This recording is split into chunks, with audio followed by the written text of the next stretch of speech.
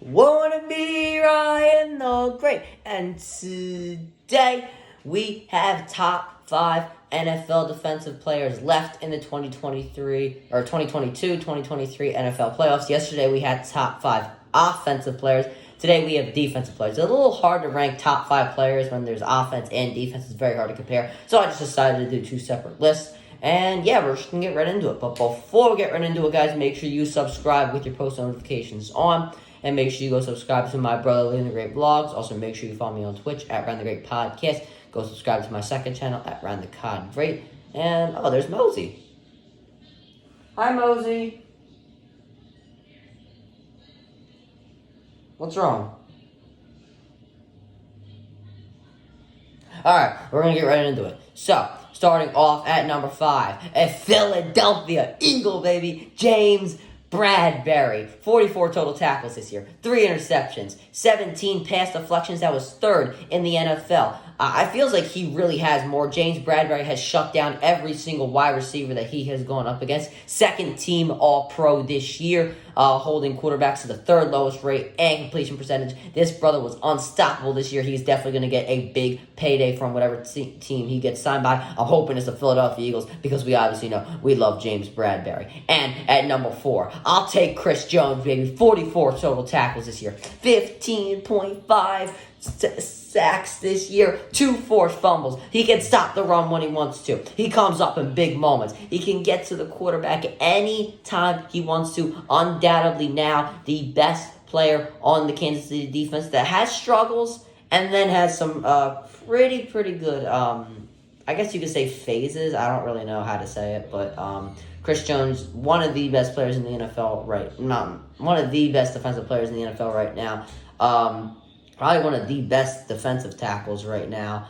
So we'll take Chris Jones at number 4. At number 3, Fred Warner, baby. 130 total tackles, 2 sacks, 1 forced fumble, 1 interception. All-Pro first team. The only reason I'm not putting him higher is because he's not the best player on his team defensively. Warner is great. He is able to play great in coverage. He's a great tackler. We know what Fred Warner brings to the table.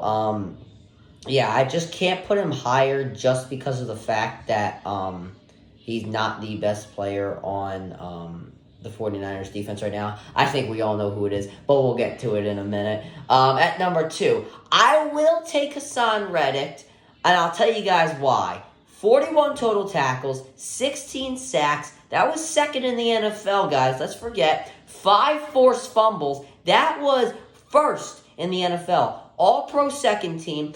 It's a little upsetting he did not get All-Pro first team. It is what it is there, but Hassan Reddick was a beast this year. Even though he didn't win the sack title, he was one of the most unstoppable edge rushers in the NFL. He did have a problem, though, wrapping up, I feel, this year in the pocket, but I love what Hassan Reddick has done. He has really emerged on the Philadelphia Eagles. Obviously, the best pass rusher on the Philadelphia Eagles, and the leader in sacks on a team that has the 3rd most sacks in NFL history. I'll take Hassan Reddick at number 2. And obviously, we have to take Nick Bosa at number 1. 51 total tackles. He won the sack title, 18.5 sacks. That was a career high. 2 forced fumbles. Best player on the best defense in the NFL this year. All-Pro first team. We know what Nick Bosa brings to the table. He didn't have a great game against the Dallas Cowboys, but he did apply some pressures.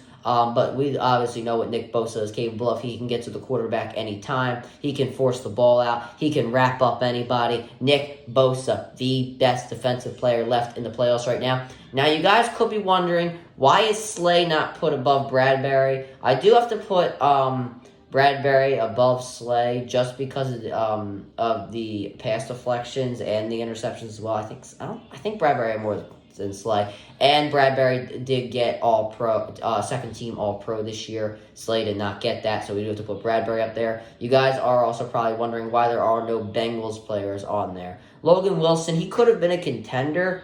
I'm not putting him above Chris Jones. And Logan Wilson didn't get what James Bradberry had, which was 2nd team All-Pro. I'm definitely not putting him above Fred Warner. Hendrickson, I definitely think he's severely underrated. I put him at number 6 right now. Hubbard, he's another one that's underrated. I just don't think he has any credentials to take over the top 2 or top 3 or even 2 or 4. I don't think he has the credentials to take out 5, 4, or 3. There we go. Okay. But yeah, so I'm not putting any Bengals players on there. The defense, their defense is good, it's just they don't have any standouts except for Hendrickson and Hubbard, but I just don't think they're better than these 5. But that'll do it for this video, guys. Make sure you subscribe with your post notifications on. Go subscribe to my Brotherly and the Great blogs, and go subscribe to my second channel at Ryan the Cod Great, and make sure you follow me on Twitch at Ryan the Great Podcast. And as always, Ryan the Great out. Peace.